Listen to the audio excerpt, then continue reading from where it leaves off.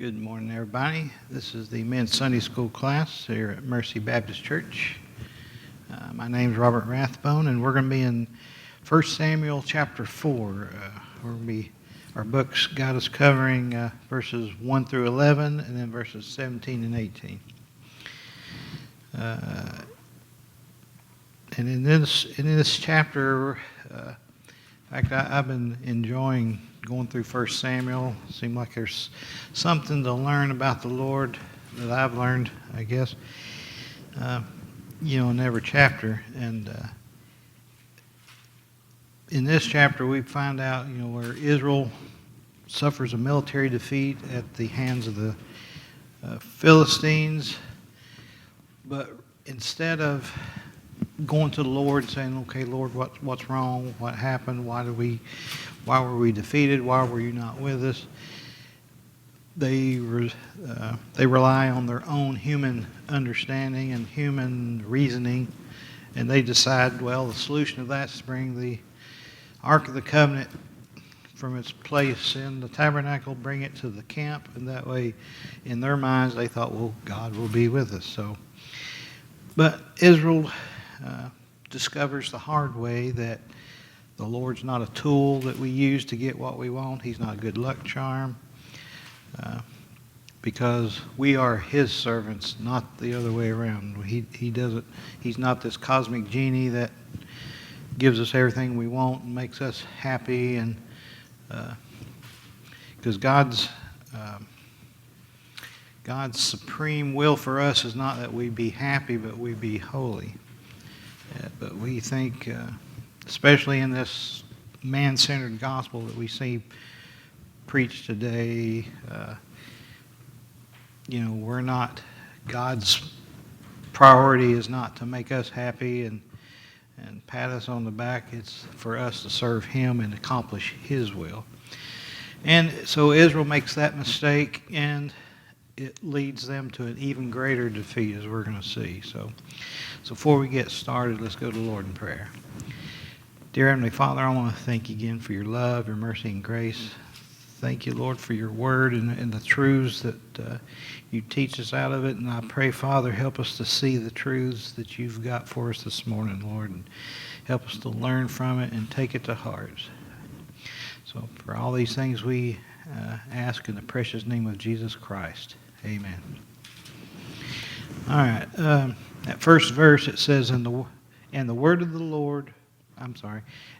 of Samuel came to all Israel.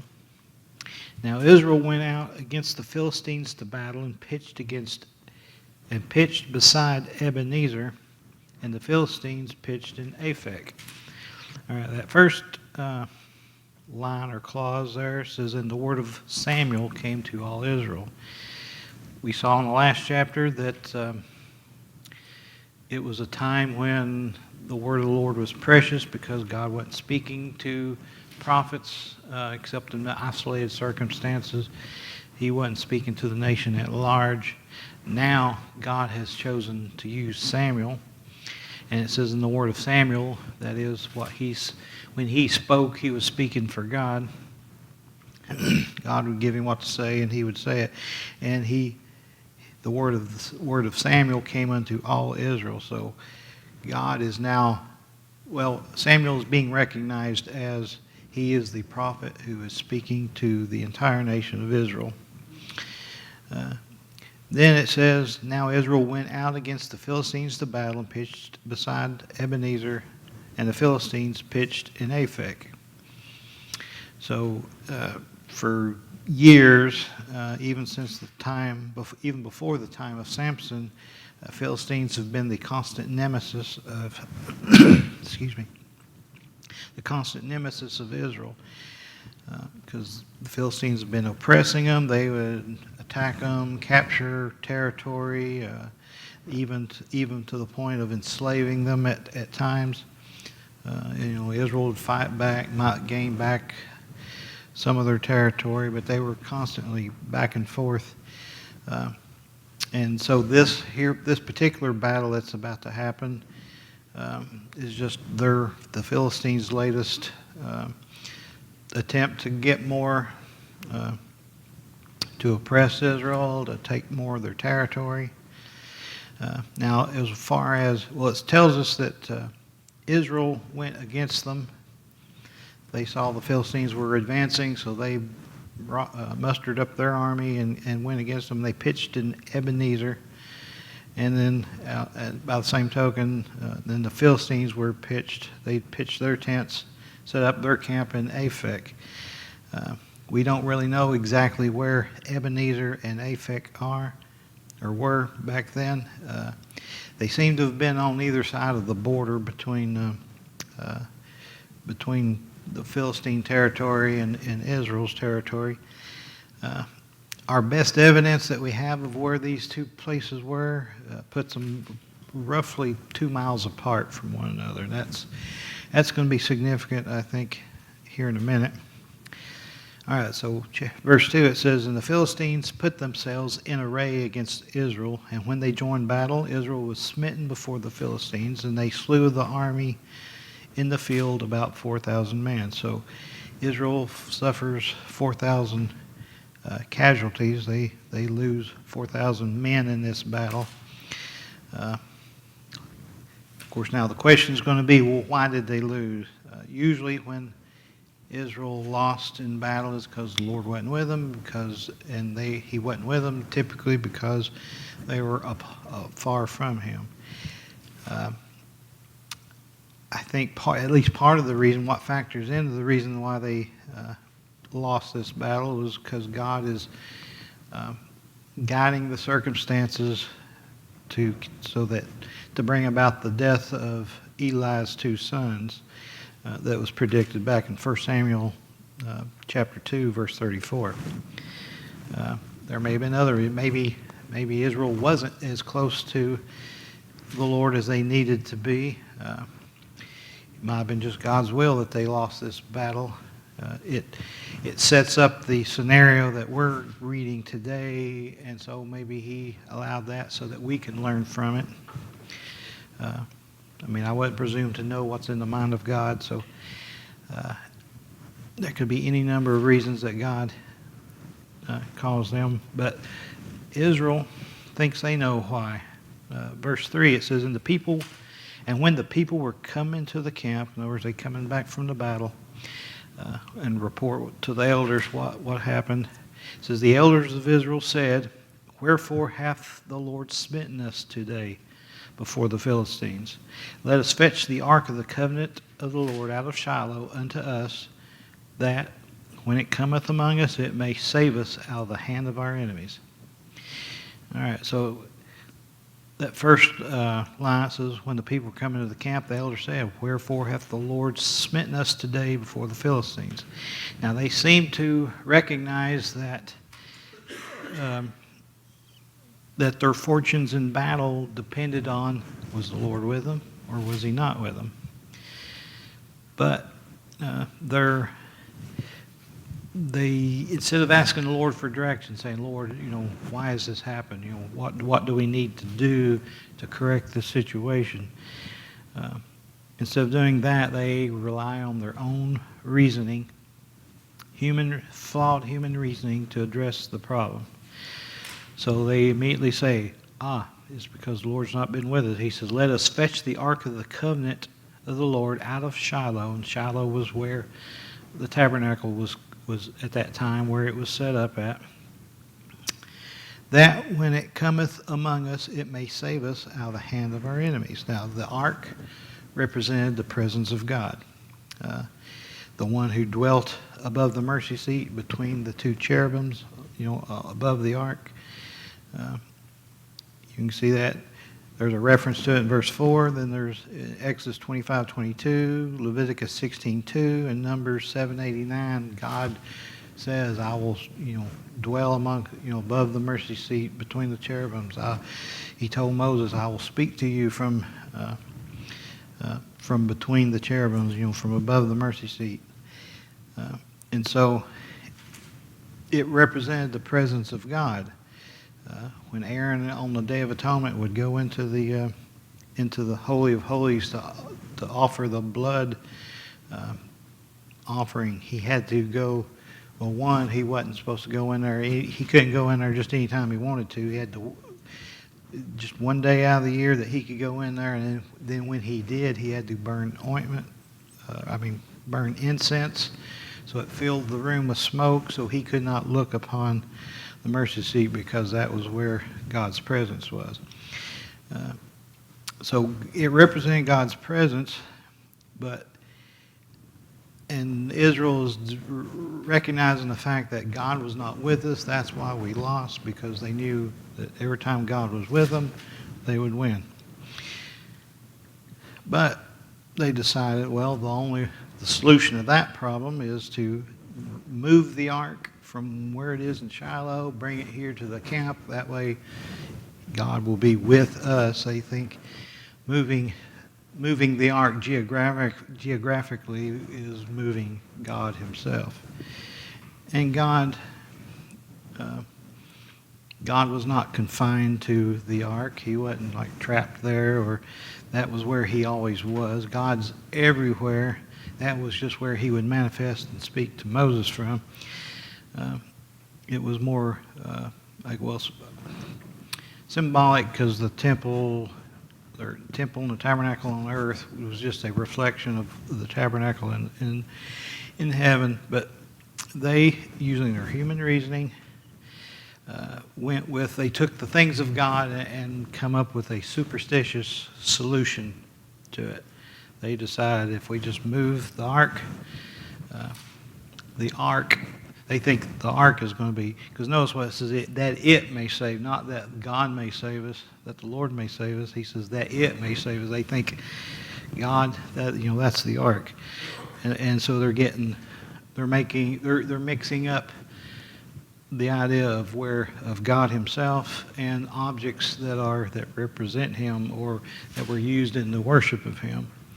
And so they think, hey, I can move this physical object and I'm bringing the Lord into the camp, and then he will rescue us, or it will rescue us. And we tend to do that today.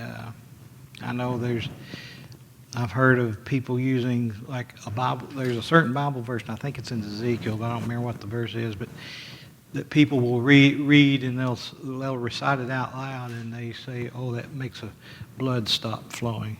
And I'm like, there's nothing in the Bible that says, oh, read this verse and it will stop. If you're bleeding, it will stop the bleeding. And they just do other things where they take the things of God and use them in a superstitious manner that the Bible doesn't say this is way you should do things. And this is what Israel's doing. They say, bring the ark, it'll save us, we'll have victory. So verse 4, it says, so the people sent to Shiloh, that they may bring from thence the ark of the covenant of the Lord of hosts, which dwelleth between the cherubims.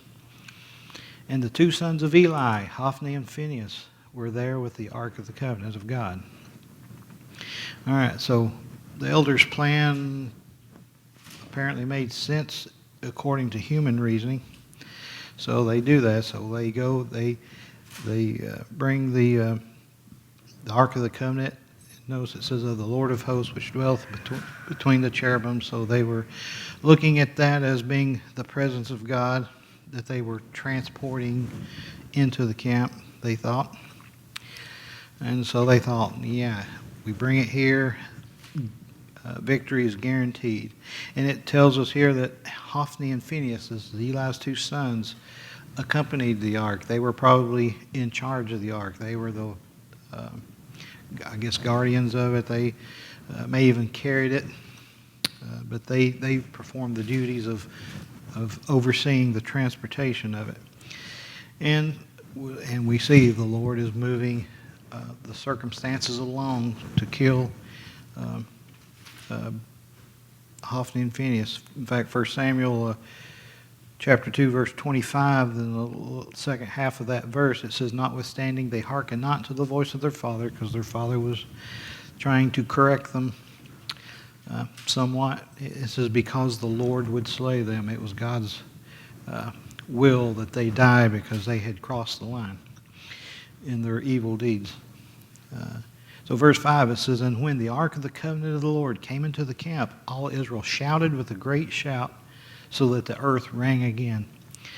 All right, so they went from being discouraged after the battle, the previous battle, when they lost 4,000 men, to now the Ark of the Covenant is coming into the camp, and they are getting excited. They are celebrating the arrival of the Ark, and it says they shouted with a great shout, and and it says so that the earth rang again. And the Hebrew word that's translated "rang again," it basically means to cause a commotion or to stir up. In fact, some Bible versions translate this as the earth resounded or the earth shook. And the idea seems to be that the celebration, they are shouting so loud that the ground is shaking from the enthusiasm and just the volume of their voices as they're shouting. It kind of makes me think of like when you go to a stadium to a ball game, and your team scores, and the crowd is just shouting and celebrating and rejoicing over the fact that their team scored, and you can feel it just the tremor, the shaking of the seats and the stadium. So that's sort of the scenario here. They bring the ark in. They think, hey, victory's guaranteed, and so they're shouting and celebrating. And from all appearances, somebody today might say, "Oh, well, wow, they're having a great church service. They're having a great," because all this excitement, enthusiasm.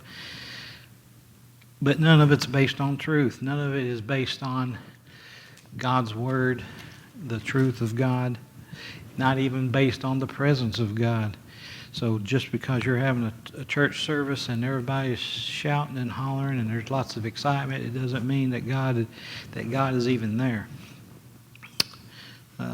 Because I have been in church services where people were shouting over things that were not biblical, or I don't know, if it's not based on truth, then there's really nothing to shout about, but that doesn't mean that God's there just because people are excited and thrilled and shouting. All right, so Israel's shouting because they think the ark's here, those Philistines are in trouble now. And then verse 6, it says, "Then the Philistines heard the noise of the shout. And when the Philistines heard the noise of the shout, they said, 'What meaneth the noise of this great shout in the camp of the Hebrews?' And they understood that the ark of the Lord was coming to the camp." So it says, when they heard the noise of the shout, they asked themselves, I guess they're scratching their head thinking, what meaneth this noise? Because our best evidence of where Ebenezer and Aphek were, where the two camps were camped out, they were about 2 miles apart. So Israel is shouting so loud that the sound of it reaches the Philistines, and they hear it, and they're wondering, well, why in the world are they? What's going on? I guess at first you hear a bunch of noise like that, you don't know, are they fighting, or has somebody attacked them, or are they just excited and happy and celebrating something? And so they must have sent spies.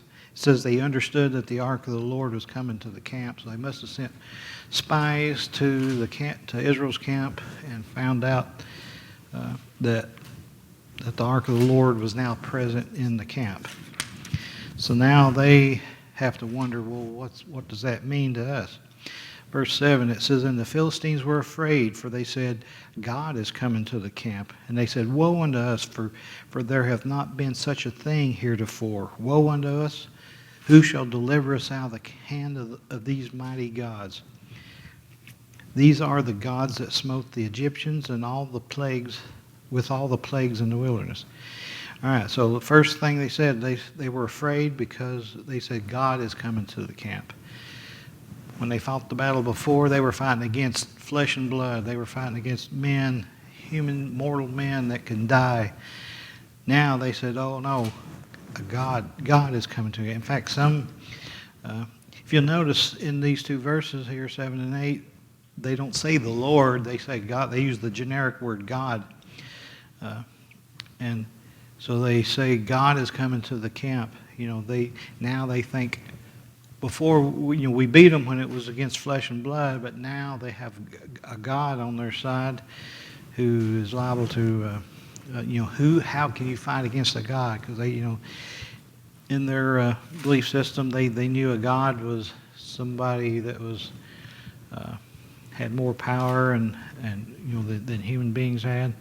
And it says, and they said, woe unto us, for there hath not been such a thing heretofore. And the word heretofore, the Hebrew word, means yesterday, or it can mean formerly, like anything before today.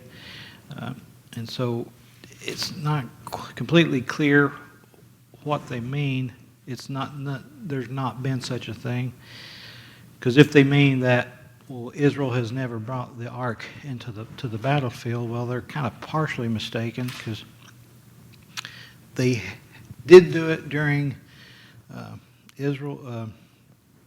Moses and Joshua's time, but ever since they came into the land of Canaan and they put the ark at Shiloh, they didn't do that anymore. They would fight, just leave it there and go fight their battles. But it's all, and that was. Well, they set the ark up or the tabernacle up in Shiloh at least 300. It's been over 300 years prior to that. So, in the lifespan of the Philistines that are here, it hadn't happened in their lifetime that they know about. But if it just means, the literal meaning of it being yesterday or the day before. This hadn't happened before. They might have meant, hey, this didn't happen when we beat them last time. A day or two before the last battle when they beat them and killed 4,000 Israelites. He said, it wasn't. They didn't have the ark with them then, and we beat them, but now they do. So they're recognizing that something's changed. And they are likely in trouble is what they believe. And so they say, woe unto us, who shall deliver us out of the hand of these mighty gods? Now it seems that the Philistines didn't recognize that Israel was a monotheistic nation, that they believed in only the one true God. And so, or at least at the time, there was some idolatry here.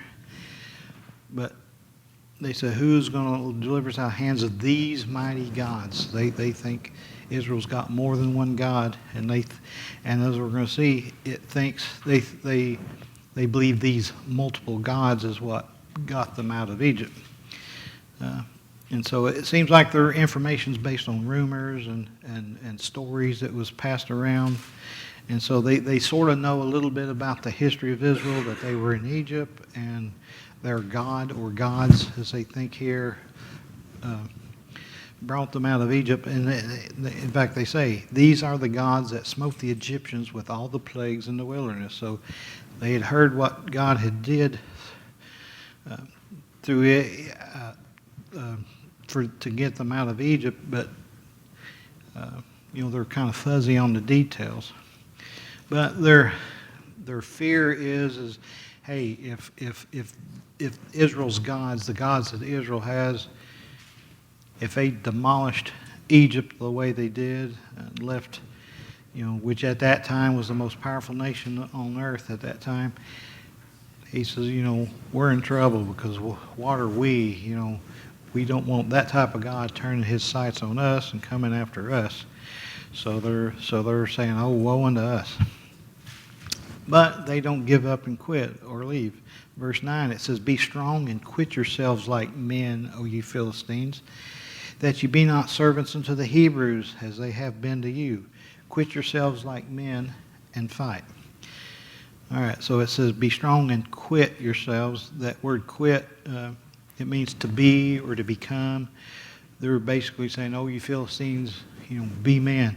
And this verse here may be the Philistine leaders or their elders trying to encourage their men to be to not give up, quit, but fight hard. And so they said, "Be strong and quit yourselves like men," or "be men."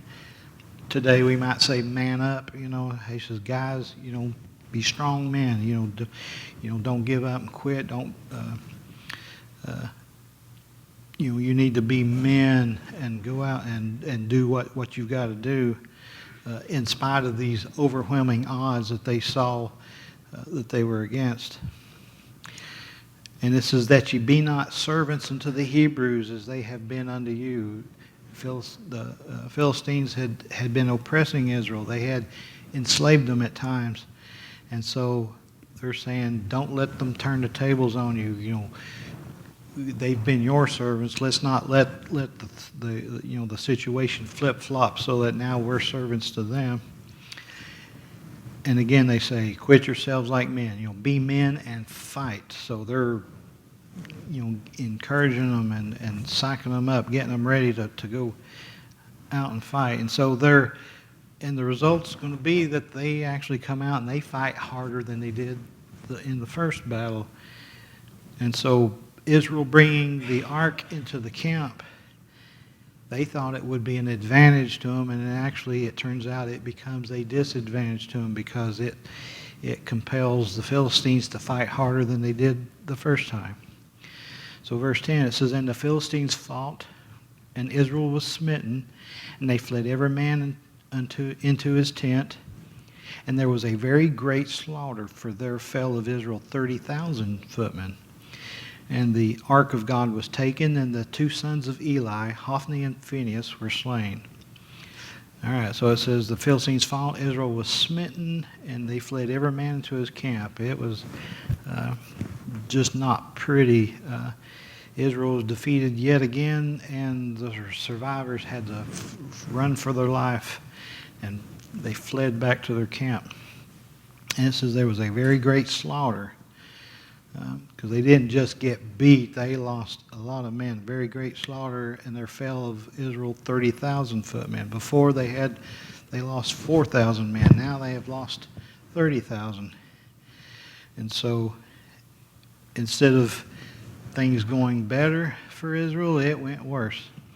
And so then the ark of God was taken, and the two sons of Eli, Hophni and Phinehas, were slain. So not only did they lose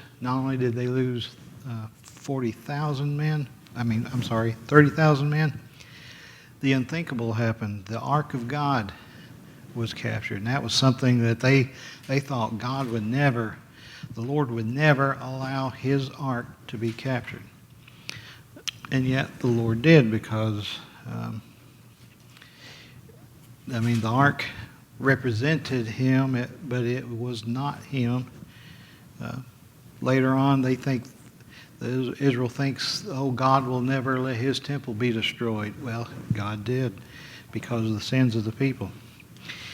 All right, so here, the ark of God's taken, and the two sons of Eli, Hophni and Phinehas, were slain. So God had told Eli that, your sons are both are going to die on the same day, and now God has done. It has come to pass what God told Eli would happen.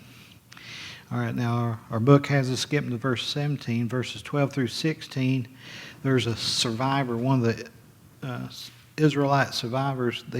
He comes back. They send him apparently, or he comes back on his own as a messenger with news of the battle. He comes back to Shiloh, and Eli is sitting there beside the road, I guess, entering into Shiloh. And it says he's anxiously waiting for the word of the battle, because he fears what might happen to the ark. I think it says, uses the terminology that his heart fainted for the ark, or trembled for the ark. He's concerned what's going to happen to the ark. And it might be he's afraid because he understands that them taking the ark to the battlefield was a mistake. It would not give them victory like they thought it would. So he may have been thinking, this is a mistake. What's going to happen to the ark? You lost my place here. So when he sees this messenger going around telling people what happened, he asks them, "What's the news of the battle? What's happened?" So he wants to know, what the outcome of the battle is. And so we come to verse 17. It says, "And the messenger answered and said, Israel is fled before the Philistines, and there hath been also a great slaughter among the people. And thy 2 sons also, Hophni and Phinehas, are dead, and the ark of God is taken." So he just tells him point blank, this is what happened. Israel's been beaten. It's been a great slaughter, a great loss of life. And he also mentions, and among the dead are your 2 sons, Eli, Hophni, and Phinehas. And then at the tail end, he says, and the ark of God's been taken. It's been captured. And so it says, verse 18, it says, "And it came to pass when he made mention of the ark of God, that he fell off of the seat backward by the side of the gate, and his neck brake, and he died. For he was an old man and heavy, and he had judged Israel 40 years. So it seems like, it says there, it says, when he made mention of the ark of God, he fell off backward by the side of the gate. So it seems like Eli wasn't concerned as much about his sons as he was about the ark. He's sitting there anxiously waiting news because his heart trembled for the ark of God. He was concerned about what was going to happen to the ark. God had already told him, and it's probably because God had already told him. He said, "Look, your sons are going to die out both on the same day." So he may have expected to hear the news that his sons were dead. But when he heard that the ark was taken, I guess his worst fears were fulfilled. And so he falls backwards off his seat. Maybe he fainted. Maybe, like sometimes when you hear some really bad news or jarring news, and you start getting weak in the knees, and you're like, "Oh, I got to sit down here." Apparently that same thing happened. Either he fainted, or else he just became so weak, like, "Oh, I can't believe it," and he just fell backwards. And he apparently, where he was sitting, didn't have a back support or anything for him to hold on to, so he just fell backwards. And it says, "In his neck brake, and he died, for he was an old man and heavy." So he had 2 factors here. He was an old man. I think commentators suggest that he may have been in his 90s, and so his body was fragile. We don't know if he had osteoporosis or just maybe his bones were brittle, but his body was fragile due to his age. And then the fact that he was heavy, he was overweight. That makes, when you fall, when you're heavy, that makes you hit even harder. And his body had, his fragile body had more of an impact, I guess you could say. And so it made his fall more severe maybe than it would have been if he had been a slender person. And so the result of those 2 factors, it ends up breaking his neck. He may have fell backward and landed on his head or his neck, and just his weight of his body snapped his neck. But anyway, he just, that was his last thing that he heard, was the ark of God's been taken, and then he just passed out or whatever and fell back and broke his neck and died. And then the writer here of 1 Samuel gives us just a very short summary. He says, "And he had judged Israel for 40 years. Eli was the high priest. We don't know how long he had been the high priest, but he tells us here that he had judged Israel for 40 years. So he had been the spiritual leader and a civil leader as a judge over Israel for at least 4 decades. So that was the end of his life. Of course, Israel turns to Samuel and we'll find out next week. Samuel I don't know if he becomes a judge at this point or if he had also served as a judge, but Israel begins looking to Samuel for spiritual leadership. Now our background, that's all the verses that our book has for us. The background verses or the background passage covers chapters 5 and 6 as well, because we'll be picking up in chapter 7 next week. But in these 2 chapters, the Philistines have the ark. They set it up in their temple for Dagon, their god, and God shows that he's superior to Dagon, because every time they go to bed, they come back next morning and there's Dagon fell over before the ark of God, and then God starts plaguing them,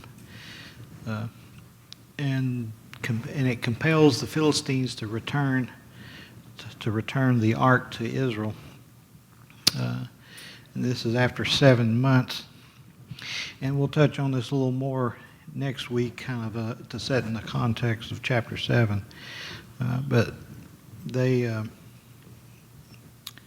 essentially set the ark on a cart and with two cows pulling it, and they let it go, thinking, okay, these cows, they have calves. If they go back to their calves, then we know God's not the one. God of Israel's not the one that's been tormenting us. But if it goes back to Israel, then we know that this is what it was God that has been tormenting us. So that's what they do, and the ark. The cows take the ark back to Israel, and that's essentially where we'll be picking up next week in chapter 7. All right, so until then.